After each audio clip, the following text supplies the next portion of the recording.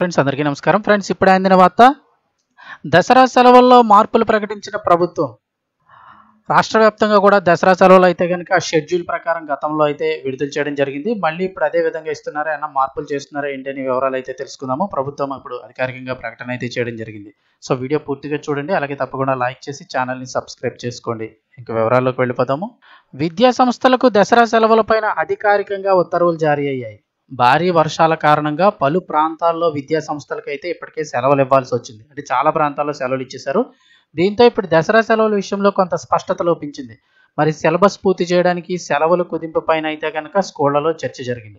ఎందుకంటే గతంలో ఇచ్చిన షెడ్యూల్ ప్రకారం సెలవులు ఇచ్చినట్లయితే కనుక సిలబస్ పూర్తి అవ్వదు, ఇప్పటికే వరదల కోసం సెలవులు ఇచ్చారని స్కూళ్లలో చర్చ అయితే జరిగింది. దీంతో ఇప్పుడు సెలవుల్లో సొంత ప్రాంతాలకు వెళ్లే వాళ్ళు ఆలోచనలో పడ్డారు. కాగా ఇప్పుడు దసరా సెలవులపైన విద్యాశాఖ అధికారికంగా ప్రకటన చేసింది.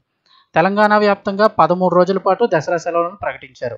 అన్ని పాఠశాలలకు కూడా సెప్టెంబర్ 21 నుంచి అక్టోబర్ 3 వరకు కూడా పాఠశాలలకు విద్యాశాఖ దసరా సెలవులు అయితే ప్రకటించింది. ఇక సెలవుల అనంతరం విద్యార్థులు అక్టోబర్ 24 నుంచి 31 వరకు కూడా సమ్మేటివ్ అసెస్మెంట్ అంటే SA1 పరీక్షలు అయితే కనుక రాయాల్సి ఉంటుంది. ఇక పరీక్షల పత్రాల మూల్యాంకనం అనంతరం SA1 ఫలితాలు నవంబర్ 6న ప్రకటిస్తారు. ఇక SA1 1 పూర్తయిన తర్వాత నవంబర్ నెలలో బోధన తప్పించి పరీక్షలు ఉండవు. ప్రభుత్వ, ప్రైవేటు, ఎయిడెడ్ జూనియర్ కాలేజీలన్నిటికీ కూడా సెప్టెంబర్ 28 నుంచి అక్టోబర్ 5 వరకు కూడా దసరా సెలవులు అయితే ఉండడం జరుగుతుంది. ఇక అక్టోబర్ 2 సెలవు సైతం ఈసారి దసరా సెలవుల్లోనే వెళ్ళిపోనుంది. కాగా అక్టోబర్ 4న మళ్ళీ స్కూళ్లు రీఓపెన్ అవుతాయి. ఈ షెడ్యూల్ను అకాడమిక్ క్యాలెండర్లో అధికారులు ప్రకటించారు. సెలవులకు ముందు పాఠశాలలు ఫార్మేటివ్ అసెస్మెంట్ 2 పరీక్షలు పూర్తి చేయాలని అధికారులు స్పష్టతనిచ్చారు. ఇక వర్షాల కారణంగా సెలవులు ఇచ్చిన కారణంగా కూడా దసరా సెలవులు ముందుగా ప్రకటించిన విధంగా అమలుపై చర్చ జరిగింది. ఇప్పుడు అధికారికంగా విద్యాశాఖ కూడా స్పష్టత ఇవ్వడంతో ఇక ముందస్తుగానే ప్రయాణాలకు రిజర్వ్ చేసుకున్న వారందరికీ రిలీఫ్ దక్కింది.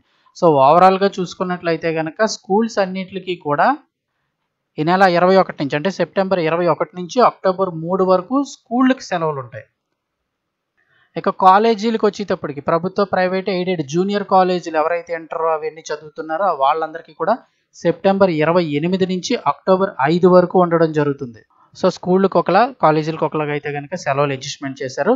సో అక్టోబర్ 2 సెలవు, గాంధీ జయంతి సెలవు కూడా ఈసారి దసరా సెలవుల్లో మిక్స్ అయిపోతుంది. సో తిరిగి మళ్ళీ అక్టోబర్ 5 తర్వాత 6 నుంచి అయితే కాలేజీలు తీస్తారు, 4 నుంచి అయితే స్కూల్స్ ఓపెన్ చేస్తారు. సో ఇది షెడ్యూల్ అయితే కనుక.